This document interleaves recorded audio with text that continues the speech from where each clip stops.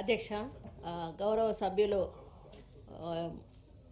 వేసిన ప్రశ్నకి మొదటి ప్రశ్నకి సమాధానం అవునండి, రెండవ ప్రశ్నకి కూడా సమాధానం అవునండి, మూడవ ప్రశ్నకి పని పురోగతి ఆధారంగా 2024 జనవరి నుండి 2024 నవంబర్ వరకు 330 దేవాలయాలకు 33.38 కోట్ల మొత్తాన్ని విడుదల చేయడమైంది.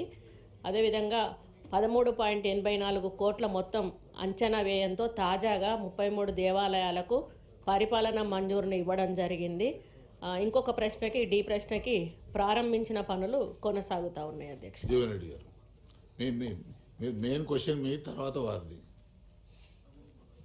అధ్యక్ష, ఇప్పుడు ఈ కామన్ గుడ్ ఫండ్ కింద శిథిలావస్థలో ఉన్నటువంటి ఒక దేవాలయాలను పునర్నిర్మాణం కొరకు ఏదైతుందో ప్రత్యేకంగా ఈ కార్యక్రమాన్ని అమలు చేయడం జరుగుతుంది. అధ్యక్ష, అంటే వాస్తవంగా ఏదైతుందో రాష్ట్రంలో ఈ జీర్ణ దశలో ఉన్నటువంటి ఒక దేవాలయాలు చాలా వరకు ఏదైతుందో శిథిలావస్థకు చేరుకున్నాయి. దీనికి సంబంధించి ఇవాళ కామన్ గుడ్ ఫండ్ కింద దేవాలయాల మంజూరుకి సంబంధించి ఈ కార్యక్రమాన్ని కొంత విస్తృత పరచాలి అనే ఒక అభిప్రాయాన్ని వ్యక్తం చేస్తున్నా.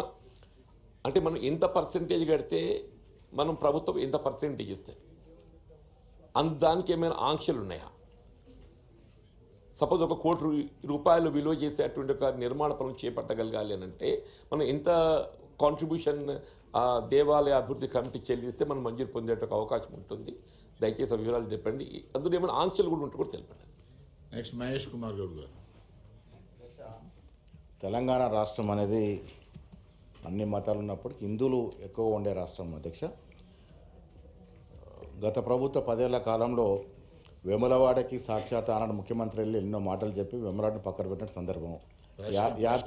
అదే అడుగుతున్నాను, యాదాద్రి కట్టి కూడా అన్ని లోపాలతో కట్టిన సందర్భం. ఇలా మేము అధికారంలోకి వచ్చిందో వేములవాడకి ఇవ్వాల్సిన నిధులు ఇవ్వడమే కాకుండా అక్కడ అన్నసాన సత్రంతో పాటు అన్ని హంగులు కలుగజేస్తాం. అధ్యక్ష, నేను మీ ద్వారా మంత్రి గారిని గతంలో ఓన్లీ యాదాద్రికే పరిమితమైన అభివృద్ధి ఇటు ఉత్తర తెలంగాణ ఉన్నటువంటి వేములవాడ కానీ, కొండగట్టు కానీ, ధర్మపురి కానీ ఇవన్నిటికి కూడా ఉత్తర తెలంగాణకు నీళ్లు, దక్షిణ తెలంగాణకు గుళ్ళు అని గుళ్ళ పేరిట ఒకటే గుడికి చేసినారు. అది కూడా లోపాలతో కట్టినటువంటి సందర్భం మనం మర్చిపోలేము. అధ్యక్ష, మంత్రి గారిని మీ ద్వారా అడుగుతా ఉన్నాను, ఇక్కడ ఉన్నటువంటి గుళ్ళకి పూర్వ ప్రాచీనం తీసుకురావడం కాకుండా అభివృద్ధి చేయడానికి ఏ కార్యక్రమాలు తీసుకుంటా ఉన్నారో చెప్పాల్సింది విజ్ఞప్తి చేస్తా ఉన్నాను. మల్లన్న గారు ఒక నిమిషం. ఇప్పుడు దేవాలయాల విషయానికి వస్తే మనం మేజర్గా మాట్లాడుకుంటుంది యాదగిరి గుట్ట, లేదంటే వేములవాడ, లేదంటే గురించి మాట్లాడుకుంటున్న ప్రాంతాల్లో ఉండేటువంటి పోచమ్మ కానీ, ఎల్లమ్మ కానీ, మైసమ్మ కానీ ఒకప్పుడు ఆ ఊర్లోకి ఎంటర్ అవుతూ ఉంటే ఆ ఊరి పొలిమేరలో ఉన్నటువంటి దేవతను మొక్కి మాత్రమే ఊర్లోకి పోయేటువంటి ఒక ఆనవాయితీ ఉండేది. అధ్యక్ష, కానీ ఇవాళ గ్రామీణ ప్రాంతాల్లో ఉన్నటువంటి దేవాలయాల సంరక్షణ, అక్కడ ఉన్నటువంటి ఏది కుమ్మరులు కానీ లేకపోతే శాలివాహనులు ఇటువంటి వాళ్ళు ఆ గ్రామీణ ప్రాంతాల్లో వాటి సంరక్షణ చూస్తూ ఉన్నారు. అధ్యక్ష, మిగతా ఆలయాల్లో లాగా వాటికి కూడా ప్రభుత్వం కొంత చేయూతను అందిస్తే ఆ ఆలయాల అభివృద్ధి అక్కడ భక్తుల మనోభావాలను గౌరవించే విధంగా ఉంటుందని చెప్పి నేను తమరి ద్వారా రిక్వెస్ట్ చేస్తా ఉన్నా. అధ్యక్ష, ఆ విషయాన్ని పరిశీలించాలి. ఇంకొక చిన్న విషయం అధ్యక్ష, ఇప్పుడు దేవాలయాల విషయంలో చాలాసార్లు కూడా ఇప్పటిదాకా మనం మాట్లాడుకున్నాం. ఒక ఇరిగేషన్ మంత్రి గారు కూడా ఇక్కడే ఉన్నారు. ఇది ఇద్దరికి సంబంధించినటువంటి అంశం. అధ్యక్ష,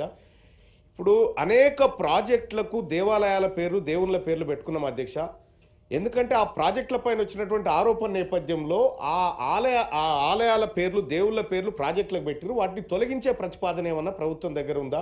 ఎందుకంటే కాళేశ్వరం పేరు పెడితే అది కొంత అవినీతిలో ఉంటే దేవుళ్ళకు కూడా బదనాం అయ్యేటువంటి అవకాశం ఉంది.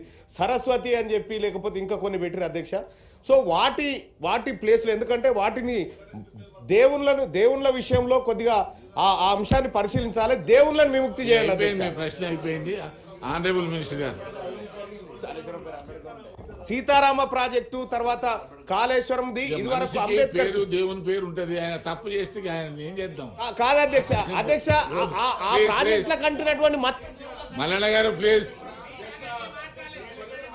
ఆనరబుల్ మినిస్టర్ గారు చెప్పండి.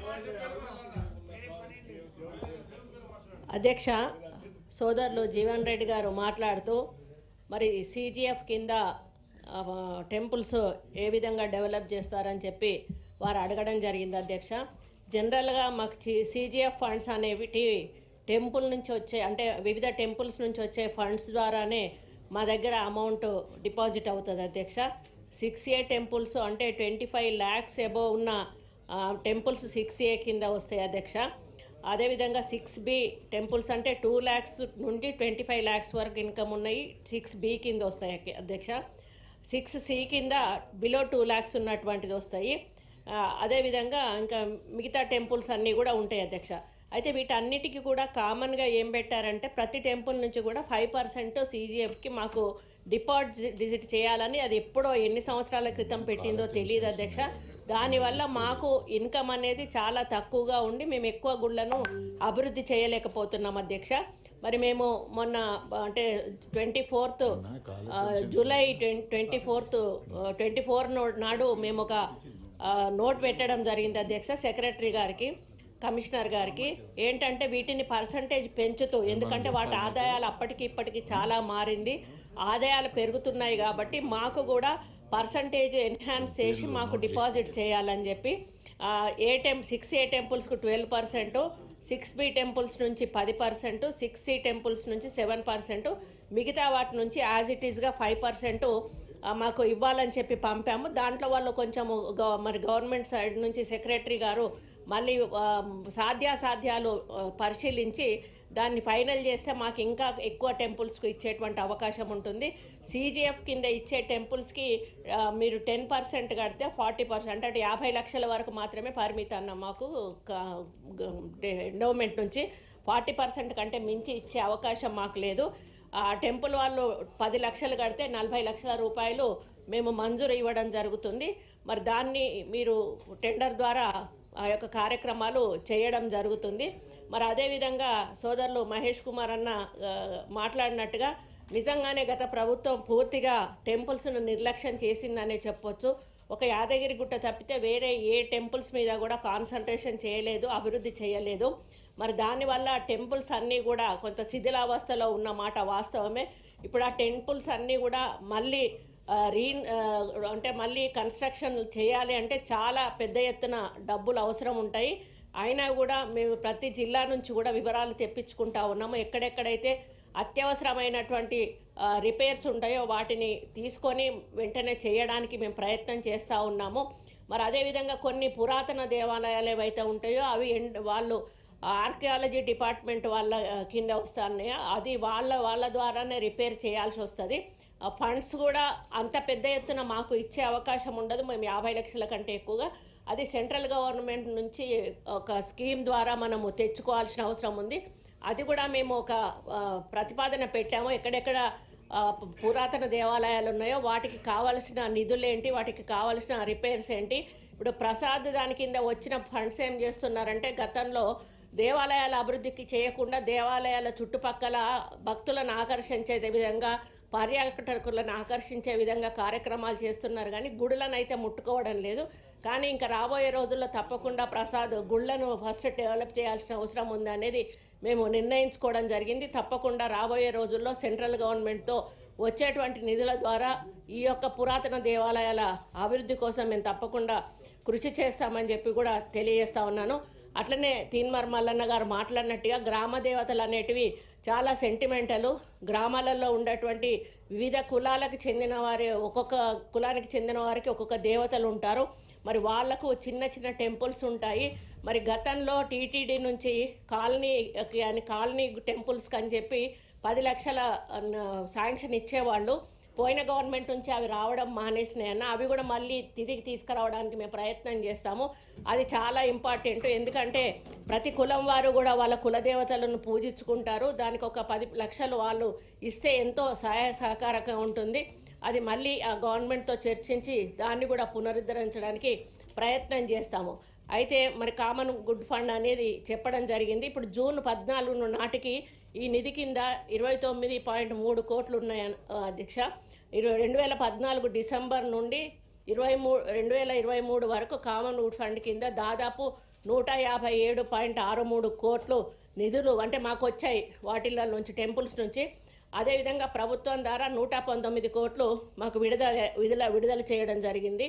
2014 నుండి 2023 వరకు కూడా ఈ కామన్ గుడ్ ఫండ్ ద్వారా 276 కోట్ల నిధులు మొత్తం సమకూరితే వీటికి గాను దేవాలయాల పునర్నిర్మాణానికి మరియు పునరుద్ధరణ చేయడానికి 2014 నుండి 2023 వరకు మొత్తం 583 కోట్ల వ్యయంతో మరి 2400 పనులు మంజూరు చేయబడినవి. ఇది కామన్ గుడ్ ఫండ్ కింద సమకూరిన దానికంటే దాదాపు 2000 అంటే పోయిన గవర్నమెంట్లో కామన్ గుడ్ అంటే కూడా ఎక్కువగా అధికంగా 211% అధికంగా వాళ్ళు అప్పుడు మంజూరు చేశారు. మరి ఇందులో 2014 నుండి 23 వరకు మంజూరు అయిన పనుల నివేదిక మరి అవన్నీ కూడా అది అసాధ్యమైన అధ్యక్ష. అక్కడ డబ్బులు లేకున్నా కూడా వాళ్ళు ఆ రోజు శాంక్షన్ చేయడం అనేది జరిగింది. మరి మేము వచ్చిన తర్వాత ప్రతి ఒక్క దేవాలయాన్ని కూడా అభివృద్ధి చేయాలనేటువంటి ఒక సంకల్పంతో లక్ష్మీనరసింహస్వామి యాదగిరిగుట్టలో విమాన గోపురానికి దాదాపు 63 కిలోల బంగారము, అదేవిధంగా 43 ప్రశ్నలు చెప్పారు. అది ఇంతకుముందు క్వశ్చన్ అదంటే మళ్ళీ మొత్తం డెవలప్మెంట్స్ చెప్తున్నా. రాజరాజేశ్వర స్వామి దేవస్థానం తీసుకున్నాం అన్న దేవాలయ అభివృద్ధి కోసం 76 కోట్లు సీఎం గారు మంజూరు చేయడం జరిగింది. అన్నదాన సెంటర్ నిర్మాణం కోసం 35 కోట్లు మంజూరు చేయడం జరిగింది. 20 కోట్లతో బద్దిపోచమ్మ ఆలయ దేవాలయానికి కూడా మరి శంకుస్థాపన చేసి సుందరీకరణ కోసం కూడా మంజూరు చేయడం జరిగింది. సీతారామస్వామి దేవస్థానం భద్రాచలం కోసము 60 కోట్ల రూపాయలు మరి భూసేకరణ కోసము కూడా ప్రభుత్వము మంజూరు చేయడం జరిగింది. భద్రకాళి అమ్మవారి మాడవీధుల నిర్మాణానికి 30 కోట్లు అభివృద్ధి నిధుల నుండి మరియు కుడా నిధుల నుండి కూడా మంజూరీ చేయడం జరిగింది. ఈ పనులు కూడా పురోగతిలో ఉన్నాయని చెప్పి ఈ సందర్భంగా తెలియజేస్తా ఉన్నాను అధ్యక్ష. అదేవిధంగా కొడవటంచ జయశంకర్ భూపాల్పల్లి జిల్లాలో లక్ష్మీనరసింహస్వామి టెంపుల్కి మరి 12.15 కోట్లు మంజూరు చేయడం జరిగింది. మీరు దయచేసి మంత్రి గారు ఆ లిస్ట్ ఏదైనా ఉంటే సభ్యులకు సర్క్యులేట్ చేయండి. రాంగ్ జవాబు ఇస్తే కూడా మీకే ఇబ్బంది. Next question number 4238.